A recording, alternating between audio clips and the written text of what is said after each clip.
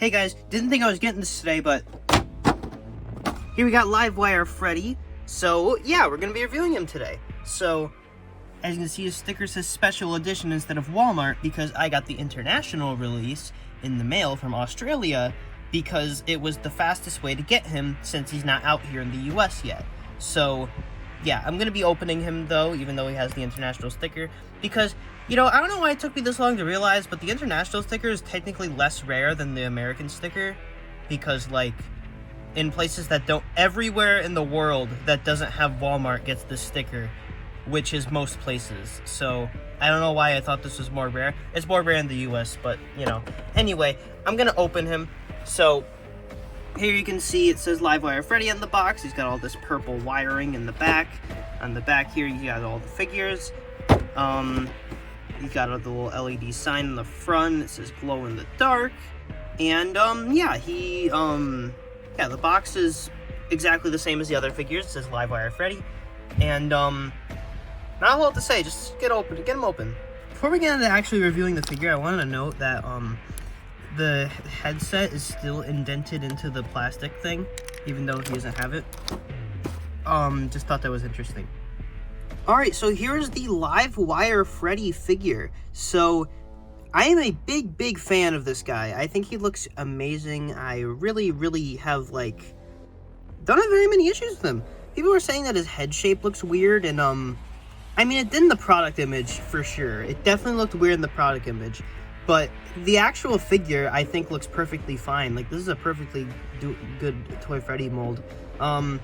I just feel like the product image didn't really do him justice because they made his head kind of, like, weird and, like, blocky in the product image, if that makes any sense.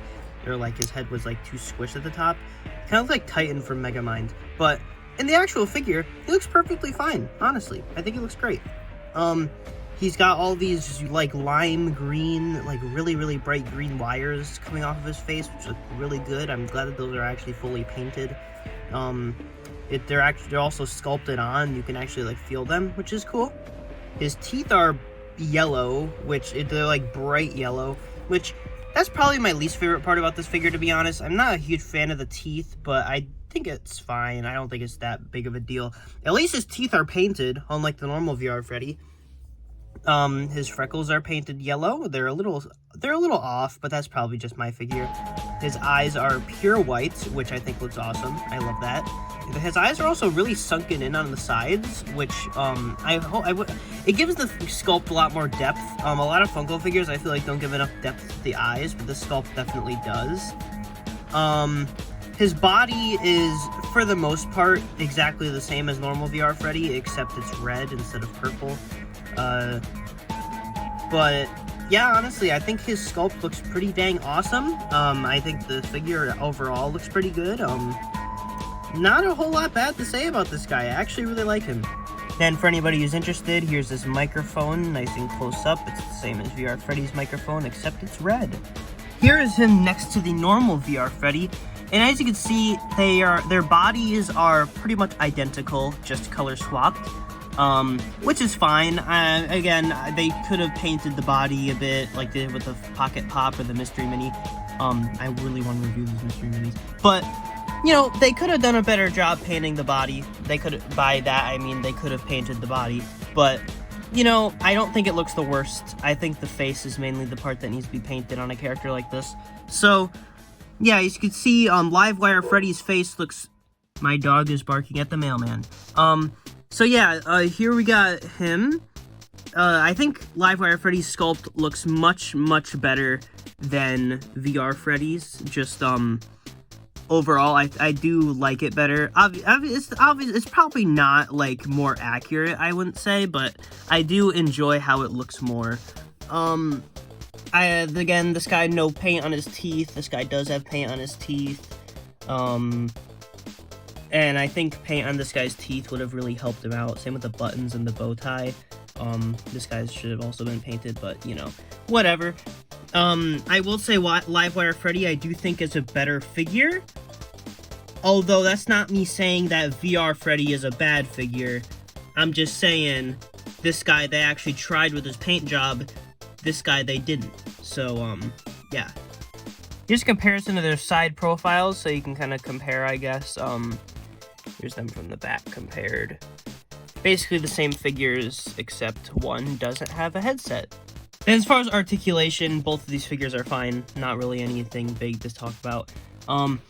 But my main issue with these figures, as far as that part goes, is the microphones are barely like just the slightest little like tap and they fall out, and it's kind of lame. So yeah, Funko, next time maybe figure that out a little bit better, because it kind of upsets me when their microphones fall out at the slightest tap, and it makes me very scared that I'm going to lose them because they're just going to fall off when they're on the shelf and I'm going to not know where they fell.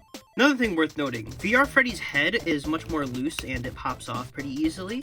Not a bad thing. I mean, it's not too noticeable on the shelf that his head's wobbly, and I don't mind that it comes out easily. I actually kind of prefer it. But this guy, his head, okay, his body fell apart, but his head doesn't come off. And it's also very sturdy, so that probably has something to do with the red plastic being more durable than the purple plastic, but yeah, I just thought I should mention that. Now here's all of the Arcade Mayhem / Toxic Wasteland action figures together, and I think this set of figures definitely shines as a set. I definitely think that they do look the best when they're together, and I also love how colorful this wave is, because like, you know, this just looks nice. You know, these guys will definitely look nice together. If you're gonna get these, honestly, I recommend LiveWire Freddy and System Error Bonnie the most. Although, I do think that when they're all together, they look very nice. If I wanted to make it look nicer, I'm just gonna... Yeah, sorry guys, I still don't like this figure. But anyway, yeah, pretty cool set. If you want to just make it Arcade Mayhem, you can do that.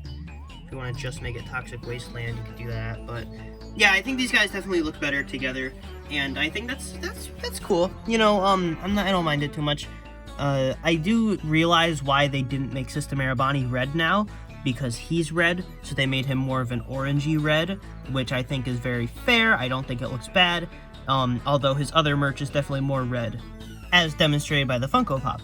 But, is that the same red plastic? No.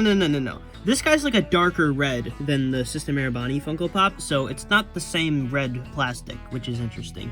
Alright, so here's how he glows. He glows like, piss yellow, which is, I mean, that's cool. I mean, at least it's unique. Here's what he looks like in a darker space.